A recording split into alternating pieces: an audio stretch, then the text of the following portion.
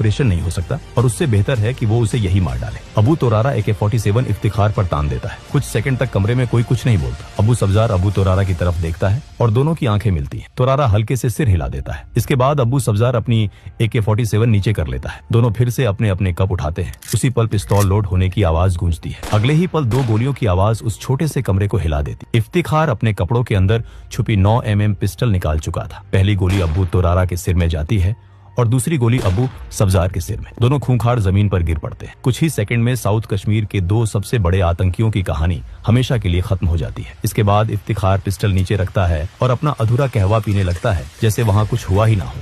लेकिन दोस्तों, ये कोई आपसी झगड़ा नहीं था और ना ही किसी आतंकवादी संगठन के भीतर की गद्दारी। ये था इंडियन आर्मी का एक बेहद साहसी अंडरकवर ऑपरेशन। इफ्तिखार भट्ट असल में कोई आतंकी नहीं था, बल्कि 1 पैरा स्पेशल फोर्स का जाबाज कमांडो मेजर मोहित शर्मा था। यहीं से शुरू होती है एक ऐसी कहानी जो एक मिडिल क्लास परिवार से निकलकर देश के सबसे बड़े वीरों में शामिल होने तक जाती है। और आगे हम जानेंगे कि आखिर कौन थे मेजर मोहित शर्मा और कैसे उन्होंने अपने जुनून और हौसले से इतिहास रच दिया।